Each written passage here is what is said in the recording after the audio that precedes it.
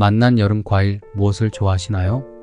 덩치 큰 수박부터 샛노란 참외, 빨간 토마토와 탐스러운 복숭아에 앙증맞은 자두 등등 맛난 과일은 생각만 해도 군침이 돋게 합니다. 여름 과일의 효능.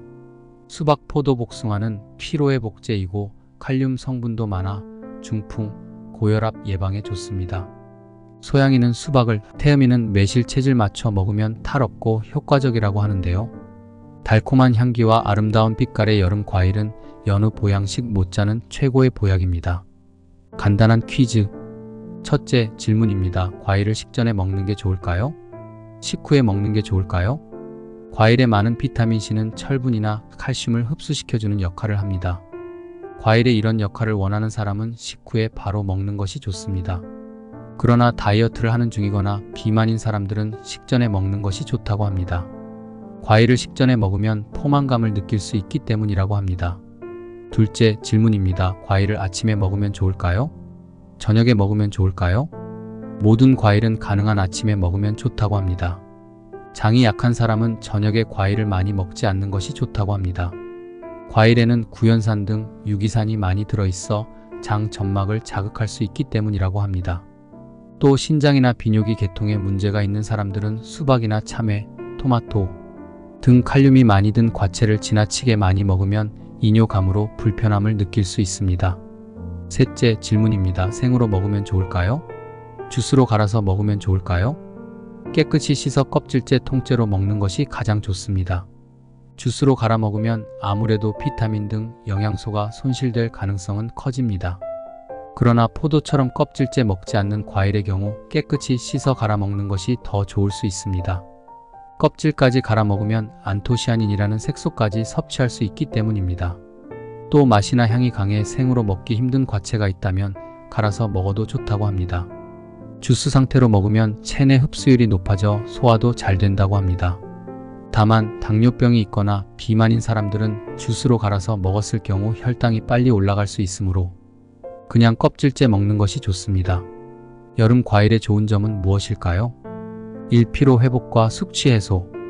2. 고혈압 및 중풍 예방. 3. 암 예방. 4. 다이어트와 피부 미용. 5. 갈증 해소에 좋습니다. 최근 낮 기온이 30도를 웃돌면서 땀을 줄줄 흘리는 사람들이 많습니다. 이럴 땐 수분을 충분히 보충해야 하는데 여름 과일이 그 용도로 딱입니다. 여름 과일은 몸 안에 수분을 보충하고 진액을 만들어 갈증을 먹게 하고 열을 내려줍니다. 그런데 여름 과일을 먹을 때 주의할 점이 있습니다. 여름 과일 중 포도는 당분의 함량이 높아 당뇨 환자의 경우 조심할 필요가 있습니다.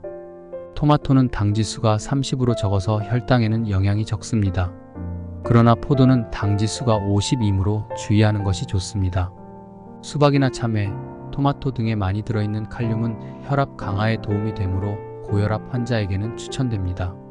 신장에 문제가 있는 경우는 칼륨이 과다하게 되면 심장에 부담을 줄 수 있으므로 조심할 필요가 있습니다.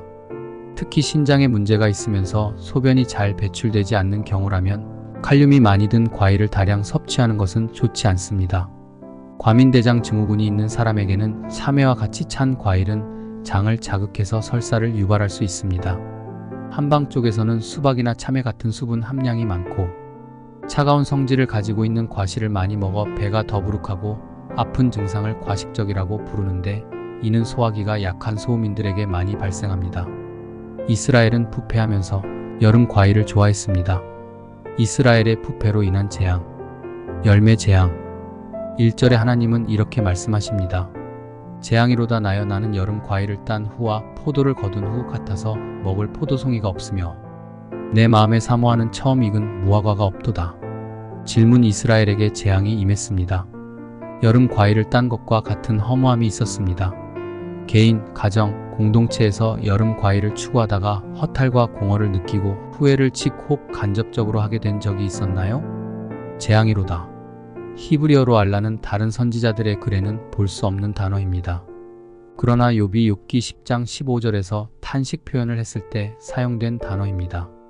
이 뜻은 타락하고 부패한 이스라엘에 임할 재앙에 대한 탄식입니다. 이스라엘은 하나님을 쫓아 살지 않을 때 실한 열매가 아니라 허무한 열매를 추구한 삶 같았습니다. 이스라엘은 여름 과일을 딴 후 같았습니다. 여름 과일은 당장은 즙이 가득합니다. 그러나 저장할 수 없는 과일이 바로 여름 과일입니다. 참 신자라면 당장의 쾌락과 편함이 아니라 가을 실과를 맺고 저장하는 자가 되어야 합니다. 가을 과일은 즙이 그리 많지는 않습니다. 그러나 가을 과일은 겨울에 저장하여 먹을 수 있습니다. 포도를 거둔 후 포도송이가 없었습니다. 이스라엘은 진리를 쫓아 열심히 살아갔습니다. 악도 저지르면서 부를 축적하기도 하였습니다. 그러나 그들에게 포도를 거두었지만 포도송이가 없는 인생이었습니다. 예레미야 2장 13절 내 백성이 두 가지 악을 행하였나니 곧 생수의 근원되는 나를 버린 것과 스스로 웅덩이를 판 것인데 그것은 물을 저축지 못할 터진 웅덩이니라. 처음 익은 무화과가 없었습니다. 처음 익은 단 무화과가 그들에게 없는 삶이었습니다. 인재가 끊겨 인재가 인함. 2절 경건한 자가 세상에서 끊어졌고 정직한 자가 사람들 가운데 없도다. 무리가 다 피를 흘리려고 매복하며 각기 그물로 형제를 잡으려 하고 이 경건한 자가 세상에서 끊어졌습니다. 이 정직한 자가 가운데 없어졌습니다. 무리가 다 피를 흘리려고 매복하고 형제를 잡고 괴롭혔습니다. 질문 본문에서 인재가 끊기면 인재가 인함을 말하는데 어떤 사람을 인재라고 생각하나요? 네, 지식이 많은 자, 경험이 많은 자, 선한 자, 청렴한 재산가, 경건한 자를 인재라고 합니다. 그러나 미가는 소돔과 고모라 땅에 의인이 없는 것과 같은 시대에 살았습니다. 경건한 자, 정직한 자, 선한 자를 찾았지만 만나지 못하였습니다. 지금 21세기도 그렇습니다. 정말 여러분 주위에 경건한 자, 정직한 자, 선한 자가 있다면 아주 큰 복입니다. 미가 시대 선한 자는 찾아볼 수 없었지만 악을 행하는 자는 너무나 능동적으로 악을 행했습니다. 지금 이 시대 믿는 자는 아무런 목소리를 내지 않습니다. 데이비드 차 뺑소니 사고를 내고 세상을 어지럽히는 자들 다 믿는 자들인데요.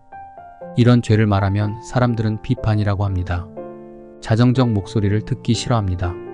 반면 악한 자는 소리를 높이고 조직을 만들고 조직적으로 사건, 사실을 은폐하려고 합니다. 악한 자는 악을 아주 부지런히 행합니다. 그러나 선한 자는 겁이 많습니다. 악한 자의 위협에 비굴하게 꼬리를 내립니다. 하나님의 교회, 이단이 제가 이단성 그리고 가출 조장과 이혼 조장에 관해 말하자 계속 연락해 왔습니다. 영상을 내려라, 블로그 글을 지워라, 페북의 내용 삭제를 요청했습니다. 그러지 않자 문제 삼겠다고 했습니다. 전혀 내리지 않았습니다. 그러자 더 이상 연락이 없습니다. 문제 삼겠다고 하면 문제 삼기 전에 거의 다 내립니다. 교회를 시끄럽게 하지 않으려고 개인적으로 법정 싸움에 휘말리지 않으려고요. 그러나 때로는 법정 시비로 나아가더라도 2단, 3단, 사이비와 싸워야 합니다. 누군가 몰라서 당하지 않도록요. 누군가 가출, 이혼을 당하고 피눈물을 흘리지 않도록요. 지금 데이비드 차, 김호중 사건도 사실이 은폐된 부분이 있습니다. 데이비드 차는 변호사를 선임해서 좌파 공작이라고 하고 있습니다. 반면 폴리 허그 미션은 앞으로 사실관계를 드러내고 내연녀 사진도 공개하겠다고 했습니다. 양쪽 이야기를 다 듣고 판단해야 합니다. 내가 좋아하는 열매, 횡령으로 주식, 간통, 거짓말을 일삼지 않아야 합니다. 사람은 누구나 즙이 많은 여름 과일을 좋아합니다. 그러나 그 열매는 잠시 여름이 지나면 다 사라지는 것을 잊지 않아야 합니다. 미가 시대에도 악한 자는 두 손으로 악을 부지런히 행했습니다. 나 자신은 어떤가요? 21세기 미가 시대 사람들처럼 악을 부지런히 행하고 있지는 않은가요? 나 자신을 돌아보며 잠시 기도하며 나아가겠습니다. 눈을 감고 잠시 기도하겠습니다.